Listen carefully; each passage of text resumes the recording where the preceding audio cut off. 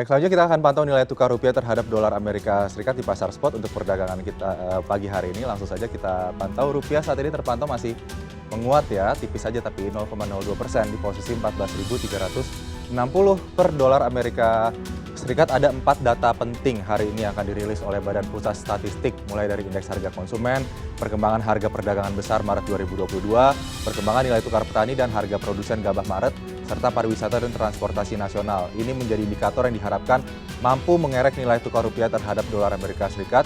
Sementara dari Amerika sendiri, sampai nanti malam pasar masih akan menantikan bagaimana rilis data inflasi di negeri Paman Sam setelah banyak analis menemukan adanya tanda-tanda munculnya resesi di Amerika Serikat. Situasi ini sempat membuat rupiah melemah terhadap dolar. Data penting hari ini juga akan menentukan arah kebijakan yang akan diambil oleh Bank Indonesia ke depannya.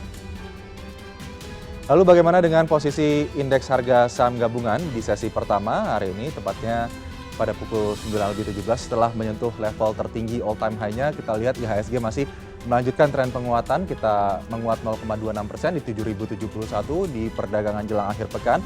Memasuki kuartal 2 2022, IHSG masih diuntungkan ya dengan kestabilan ekonomi dalam negeri dan naiknya harga komoditas. Fundamental ekonomi yang kuat saat ini membuat derasnya aliran modal masuk ke pasar domestik. Aksi borong saham investor asing terjadi dan IHSG membukukan penutupan positif hingga menyentuh rekor baru pada perdagangan Kamis lalu dan berlanjut pada hari ini di tengah pasar saham Asia yang justru masih terkoreksi. Dari eksternal, tekanan terhadap minyak dunia mendorong bursa saham Wall Street bergerak volatil cenderung melemah. Presiden Joe Biden mengatakan akan mengeluarkan cadangan minyak darurat Amerika akibat skeptis terhadap Rusia yang menyatakan akan melakukan deeskalasi serangannya di Ukraina.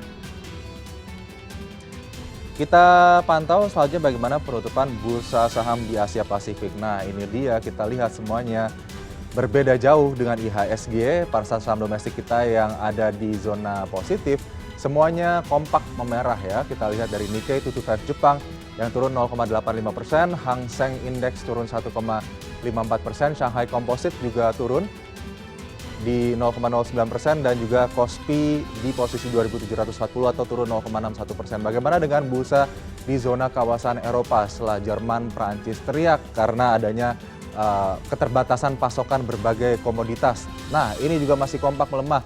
Euro Stoxx 50 bahkan turun 1,43% di 3.902.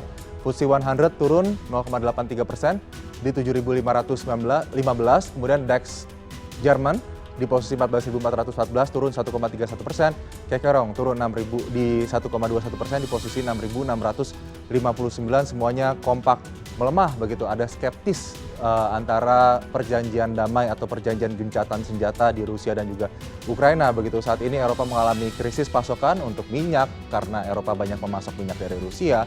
Itu juga komoditas karena Rusia dan Ukraina ini dua-duanya adalah sumber pasokan komoditas agribisnis bagi Eropa, terutama Jerman, Prancis, Inggris. Kita lihat selanjutnya bagaimana dengan bursa saham acuan di Amerika Serikat. Wall Street menutup kinerja perdagangannya pada hari Kamis kemarin sama semuanya kompak melemah, pelemahannya lebih dari 1% semuanya. Kita lihat ya, Dow Jones 1,56% di 34.678, S&P juga turun 1,57%, Nasdaq 1,54% penurunannya, dan NYSE turun 1,55% di 16.670.